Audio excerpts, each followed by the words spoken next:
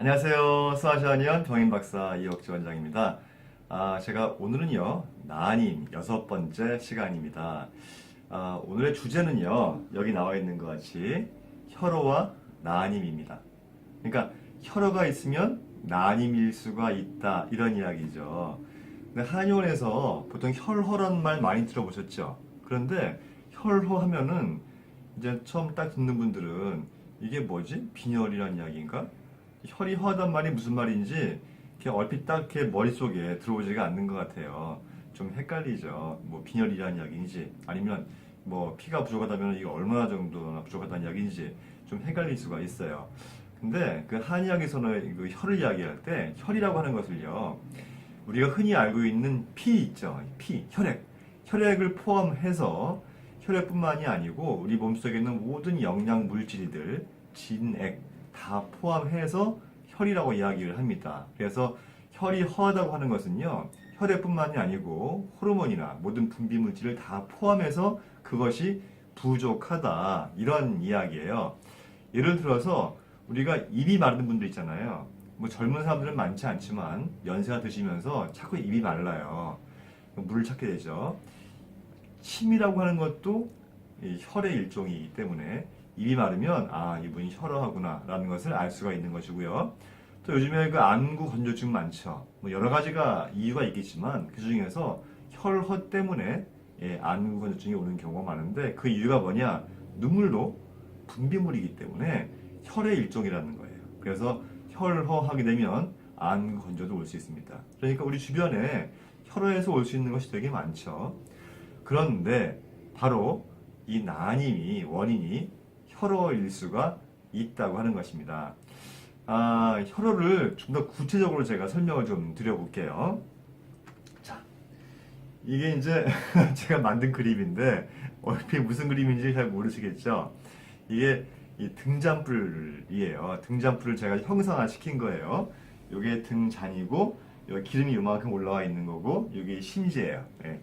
그러면 등잔불이 오래오래 잘 타려면 어떤 조건이 필요할까요? 첫 번째는 기름이 충분하게 많이 있어야겠죠. 이만큼 올라와야겠죠. 또 심지도 충분하게 길어야 돼요.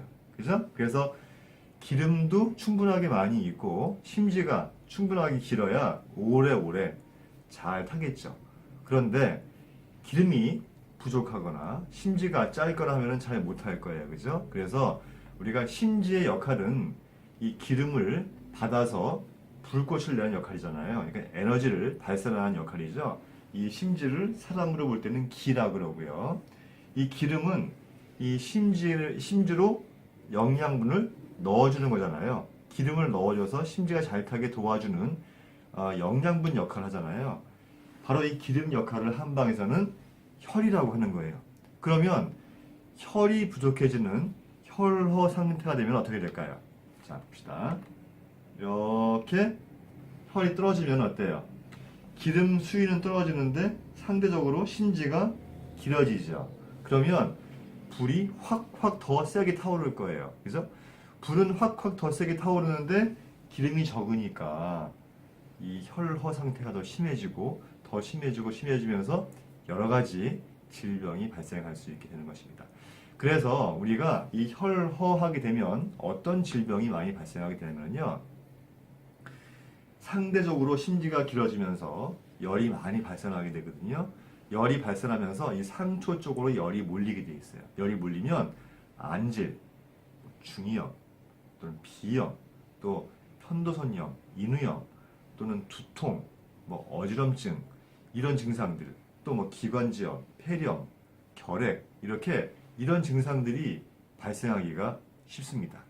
그 열이 자꾸 위로 오르기 때문에요. 이 하초는 반대로 차가워지면서 냉해지고 약해져요. 그러면서 방광염, 요도염, 전립선염, 만성 요통과 더불어서 오늘 제가 말씀드리고자 하는 나님도 함께 오게 되어 있습니다. 열이 위로 몰리니까 아래는 차가워지는 거예요. 차가워진다는 의미는 기능이 떨어진다는 것이고, 기능이 떨어지면은 이 하초에 있는 기능이 방광도 있고 콩팥도 있고 자궁도 있는데 자궁 특히 이것이 약해지면서 난임이 발생할 수 있다고 하는 것입니다. 그래서 이 혈화가 되지 않도록 주의를 해야 되는데요. 그러면 궁금한 게 하나 있죠. 혈호는 어떨 때 올까? 그죠? 그래야 비켜나갈 수 있지 않겠어요? 혈호는요, 타고나기를 혈이 부족하게 타고나신 분들이 많이 옵니다. 예, 타고난 게 있어요. 그리고 또 한 가지는요, 방로나 칠정, 이 두 가지 병인을 가지고 있는 생활 습관과 환경, 이런 분이라면 혈호가 쉽게 옵니다. 칠정이 뭐예요? 열받고 스트레스 받고 화나는 거 아니에요. 이러면 이 혈이 깎이면서 혈압이 올 수 있고요. 방로는 뭐예요? 진액을 많이 소모하는 거잖아요. 예, 이럴 때도 예, 이 혈로증이 많이 발생할 수가 있기 때문에 그런 생활 습관을 좀 개선해야 될 노력이 필요하고요. 또 한 가지는 이 혈호가 있을 때 반드시 이 혈호를 전문 한의사의 도움을 받아서 제대로 치료를 해야 되는 것입니다. 그런데 이 혈호가 있다고 해서 무조건 난임이 생기느냐? 꼭 그렇지는 않아요.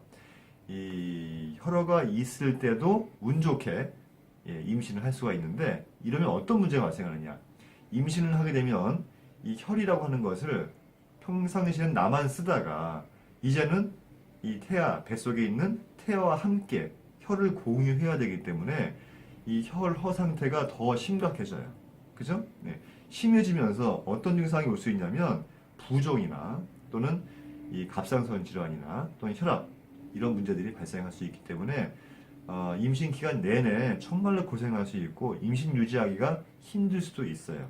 그래서 난임이 됐건 난임이 아니었건 어쨌든 기본적으로 아이를 가지려는 목적을 가지고 있는 부인들이라면 혈어가 있는 걸 반드시 확인하고 혈어가 있다면 이것을 먼저 해결을 해야 되는 것입니다.